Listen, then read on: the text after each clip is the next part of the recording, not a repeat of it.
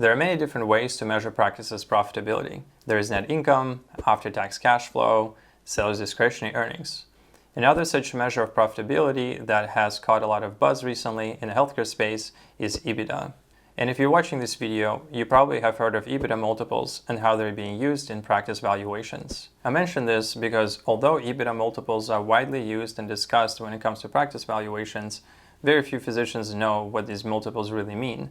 As a result, when they are presented with a valuation that is based on an EBITDA multiple, they will either accept it as it is presented to them by the buyer, like a private equity firm, or they're going to have to do calculations themselves. My name is Alexei from Nichai Appraisals. I'm a certified valuation analyst specializing in doctor practice appraisals. And in this video, I would like to explain what is EBITDA, how it's calculated, and show you an example of a valuation using an EBITDA multiple. Although in this video I will be talking about medical practices specifically, these concepts apply to any doctor practice. EBITDA stands for earnings before interest, taxes, depreciation, and amortization. It's just another measure of profitability. However, what's different about EBITDA is that it doesn't take into account your income taxes, interest expense, and the effects of your capital investment decisions into tangible and intangible assets. How anybody can turn that into something they use as a metric that talks about earnings is beyond me. Charlie? Yeah, I think you would understand any presentation using the word EBITDA if every time you saw that word, you just substituted the phrase bullshit earnings. Let's say you had a practice that took out a large loan to upgrade their ultrasound machine. Although this practice would incur interest expenses on the loan, and it would probably expense the cost of the ultrasound machine through depreciation expense on their income statement, if we were to look at the practice's profitability through the EBITDA metric, this purchase really wouldn't matter because the EBITDA would be the same whether or not the practice purchased this new ultrasound machine or not. And this right here illustrates the limitation of an EBITDA. Although we could use it in a valuation, like in a market approach for example, EBITDA is not an indication of a real economic benefit that you can receive as an owner of this business. Now that you know what EBITDA represents, let me show you how it's calculated. First of all, you can't just simply take your historic EBITDA and apply it in a valuation.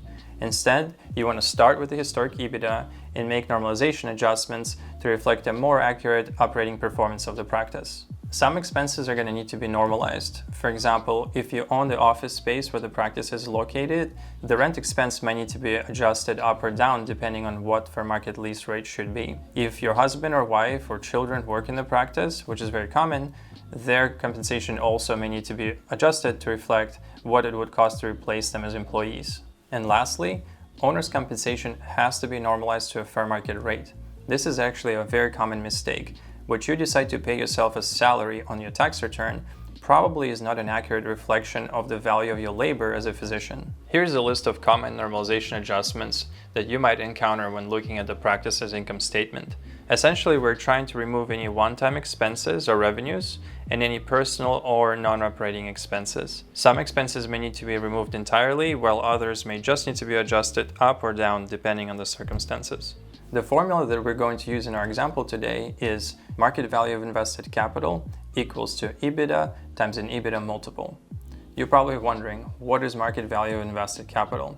Well, because EBITDA as a benefit stream includes income that goes out to equity holders, like the doctor that owns the business, and debt holders, like the bank that receive interest payments from the practice, we need to match market value invested capital to the EBITDA multiple. The market value of invested capital is equal to equity plus interest-bearing debt. Interest-bearing debt includes short-term notes and long-term debt. Let's take a look at this table. Here I have gathered everything that we will need for our valuation. We will also need to make some assumptions. We will assume that interest-bearing debt is $200,000, EBITDA multiple is 4, and that we will need to make 3 normalization adjustments. We'll add back auto expense and normalize rent and officer's compensation. We will proceed in 3 steps. First, we want to calculate our EBITDA. We will start with net income, which is already pre-tax of $300,000, and then we'll add back depreciation, amortization, and interest expense to get historic EBITDA of $365,000. Now we can make normalization adjustments. We'll add back auto expense, normalize rent, and normalize owner's compensation to get to normalized EBITDA of $407,000. The second step involves applying our EBITDA multiple. We'll start with our EBITDA of $407,000 times a multiple of 4 giving us a market value of invested capital of $1,628,000. In the third step, we're trying to calculate the value of equity in this practice.